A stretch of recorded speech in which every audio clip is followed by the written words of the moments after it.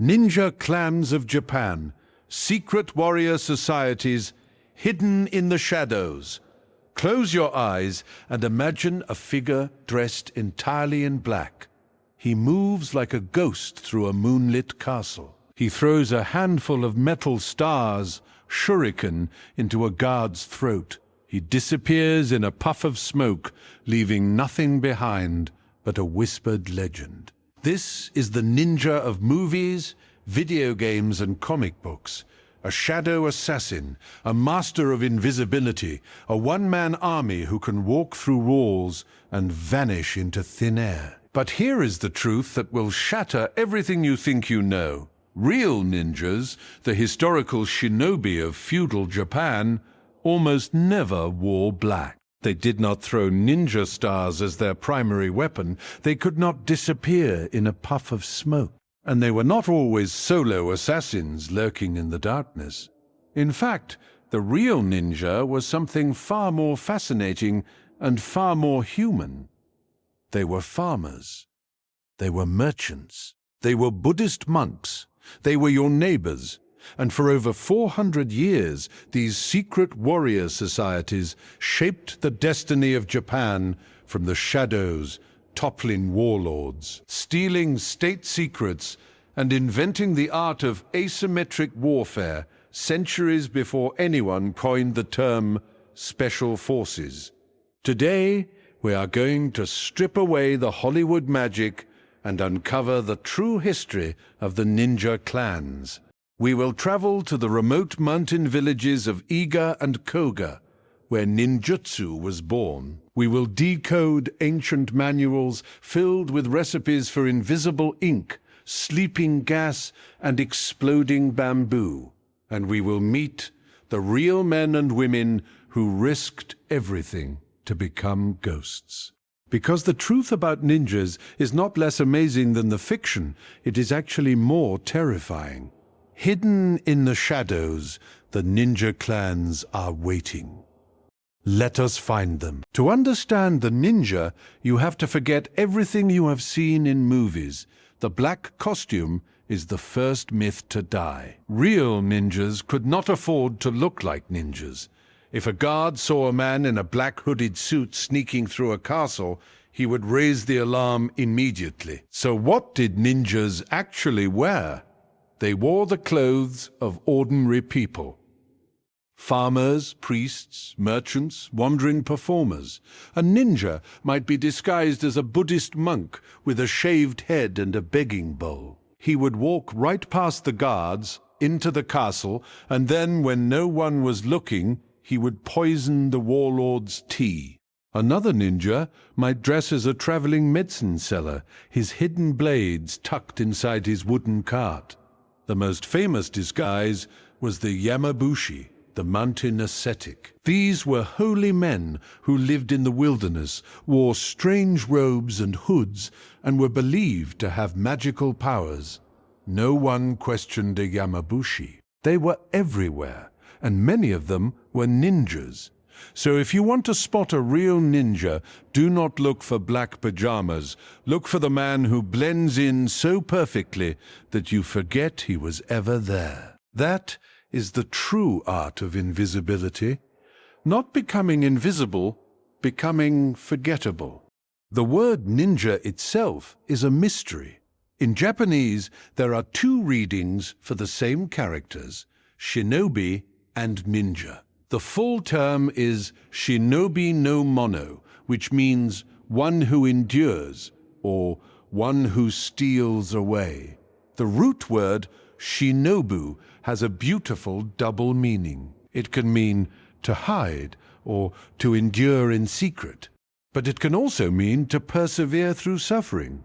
That second meaning is crucial, because being a ninja was not glamorous. It was brutal, lonely, and almost always anonymous. Most ninjas died unknown. Their families never knew what happened to them. Their names were erased from official records. A successful ninja was never celebrated. He was never rewarded publicly. His reward was simply surviving long enough to retire, if he was lucky. The ninja clans understood this. They did not recruit glory seekers or hot-headed samurai wannabes. They recruited patient, disciplined, emotionally cold individuals who could watch their best friend die without flinching, because the mission came first. That is the endurance. That is the suffering hidden inside the word shinobi. Hollywood never shows you that. So where did the ninja clans come from?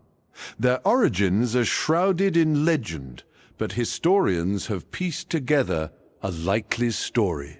It begins in the 6th and 7th centuries, when Buddhism and Chinese military science first arrived in Japan. Chinese texts on espionage, like Sun Tzu's Art of War, were studied by Japanese monks and scholars. These texts contained chapters on using spies, spreading disinformation, and assassinating enemy leaders. At the same time, Japan's mountainous regions, especially the provinces of Iga and Koga, became refuges for outcasts, rebels, and refugees. These were remote, hard-to-reach valleys surrounded by steep peaks.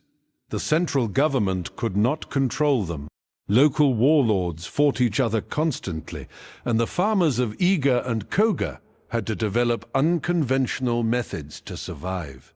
They could not afford expensive samurai armor or horses. They could not field large armies, so they became experts in guerrilla warfare, ambushes, night raids, arson, poison. They learned to turn their farm tools into weapons. A sickle became a kama, a threshing flail became a nunchaku, a saw became a deadly blade.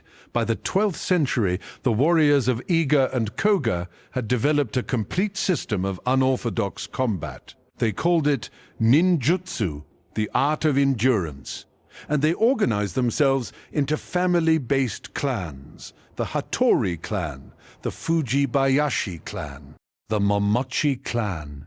These were not secret societies in the sense of a hidden global cabal. They were extended families, sometimes hundreds of people living in fortified villages, training their children from birth in the dark arts. Outsiders could not join. You were either born into a ninja clan, or you would never be a true ninja. The golden age of the ninja clans was the Sengoku period, the Warring States period, from roughly 1467 to 1615. This was a century and a half of total chaos. Japan had no central government. Dozens of warlords, daimyo, fought each other for control of the country. Armies burned entire provinces. Famines were common. And in this chaos, the ninja clans became essential. Warlords would hire ninja as mercenaries, spies, saboteurs, arsonists, and occasionally assassins. The ninja did not care about honor. They did not follow the samurai code of Bushido, which emphasized loyalty, duels, and dying with dignity. Ninjas cared about one thing: completing the mission. If that meant running away from a fight, they ran. If that meant poisoning a well, they poisoned it. If that meant dressing as a woman and seducing a guard, they did that too. The samurai despised them publicly, but privately, every warlord wanted ninjas on his payroll. Some of the most famous warlords in Japanese history employed ninja. Oda Nobunaga, the brutal unifier of Japan, used Iga ninja as scouts and spies. Tokugawa Ieyasu, the man who would become shogun and rule Japan for 250 years, was saved by ninja at least twice. His most trusted ninja was Hattori Hanzo, a real historical figure, not the fictional character from Kill Bill. Hattori Hanzo was a samurai who led a clan of Iga ninja. He was famous for his tactical genius and his loyalty to Tokugawa. He did not make magical swords. He made battle plans that saved thousands of lives. And he is buried today in a quiet Tokyo cemetery, far from the Hollywood spotlight. But the ninja clans also made enemies, powerful enemies. Oda Nobunaga, the same warlord who used ninja, eventually decided that the ninja of Iga province were too dangerous to exist. In 1579 and 1581, he launched two massive invasions of Iga. The first invasion failed. The ninja used guerrilla tactics to ambush the samurai armies in the mountain passes. They rolled burning logs down hills. They poisoned rivers. They attacked at night and vanished by dawn. But the second invasion was a slaughter. Nobunaga sent over 40,000 soldiers into Iga, an overwhelming force. The ninja clans fought back with everything they had. Women and children threw rocks from rooftops. Farmers stabbed samurai with pitchforks. But numbers won. By the end of 1581, the Iga ninja villages were burned to the ground. Thousands of ninja families were executed. The survivors fled to the mountains or scattered across Japan. This event, the Tensho Iga War, is the closest thing the ninja have to a genocide. It broke the power of the independent ninja clans forever. After that, surviving ninja worked only as hidden servants for powerful warlords. They never again operated as autonomous societies. So what did real ninjas actually do? Let us open an actual ninja manual. One of the most famous is the Bansenshukai, compiled in 1676 by Fujibayashi Yasutake, a descendant of one of the Iga clans. This book is over 500 pages long.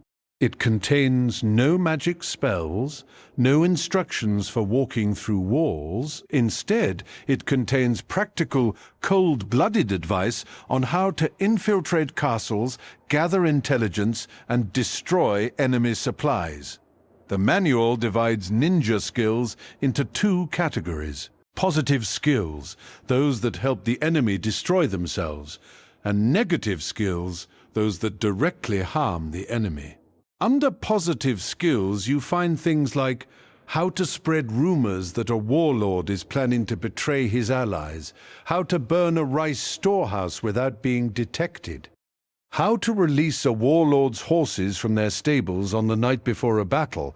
Under negative skills, you find how to enter a castle by swimming through the moat with a hollow reed for breathing, how to climb a stone wall using special iron hooks called kaginawa, how to pick a lock with a thin piece of metal, how to mix gunpowder from sulfur, charcoal, and saltpeter, all available in any farmhouse. The manual also contains recipes. Recipes for invisible ink made from the juice of certain berries which becomes visible only when heated. Recipes for sleeping gas made from dried lizard innards and certain mushrooms burned to produce a smoke that makes guards drowsy. Recipes for explosives, bamboo tubes packed with gunpowder and broken glass used as primitive grenades. There are even instructions for psychological warfare. Leave a threatening poem on a dead guard's body. Tie a severed head to a castle gate. Make the enemy believe that you are a ghost, a demon, a supernatural force that cannot be stopped. Fear, the manual says, is the ninja's greatest weapon. A terrified enemy makes mistakes, and a mistake is all a ninja needs. Let us talk about weapons, because this is where Hollywood gets everything wrong. The shuriken, the famous ninja star, was not a primary weapon. It was a distraction. A ninja would throw a shuriken, which was often just a sharpened coin or a small piece of metal, not to kill, but to make a guard flinch, turn around, or raise his shield. In that split second, the ninja would close the distance and strike with his real weapon. What was the real weapon? A sword, but not a katana. Katana were long, curved, and expensive. They were samurai weapons. Ninjas used a shorter, straighter sword called a ninjato.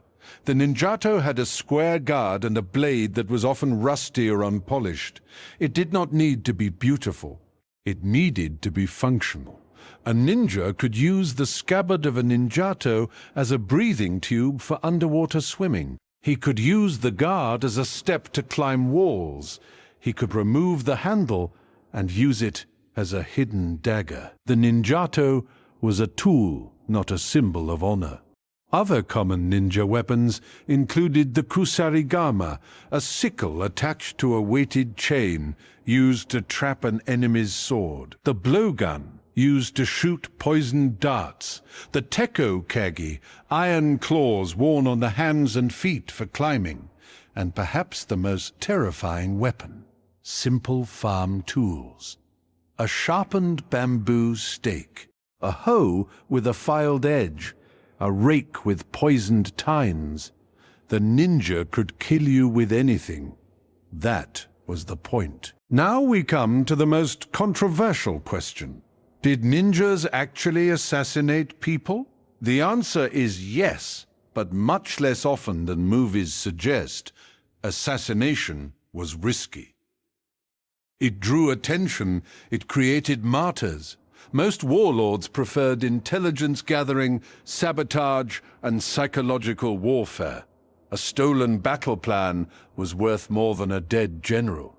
A burned supply depot was worth more than a dead bodyguard. However, when assassination was necessary, the ninja had methods. Poison was the preferred tool. The ninja manuals contained dozens of poison recipes. Some were fast, extracted from pufferfish or certain mushrooms, causing death within minutes. Others were slow, slipped into food over weeks, causing a disease that looked natural. There are even recipes for poisons that could be blown into a room as a powder or smeared on a doorknob to be absorbed through the skin. But here is the darkest secret. Ninjas rarely killed famous warlords. The targets were usually low-level guards, messengers, or castle engineers. The goal was not to shock the world with a dramatic assassination. The goal was to create small, invisible failures that would eventually destroy the enemy's ability to fight. A single poisoned well could kill 50 soldiers. A single burned bridge could trap an army. A single false rumor could turn allies into enemies. That was ninjutsu. Not glory, not honor. Just patient, methodical destruction. The ninja clans did not survive into modern Japan. By the early 1600s, the Tokugawa shogunate had unified the country and established a strict feudal system. There were no more civil wars, no more warlords hiring mercenaries. The ninja had no purpose. Some became ordinary farmers. Some became police officers, using their espionage skills to catch criminals. Some became actors in the new kabuki theater, performing exaggerated ninja roles that were completely fictional. And that is where the modern ninja myth was born. In the 18th and 19th centuries, kabuki plays began depicting ninjas as supernatural beings flying through the air, disappearing in clouds of smoke, throwing endless shuriken. The audience loved it. They wanted magic, not history.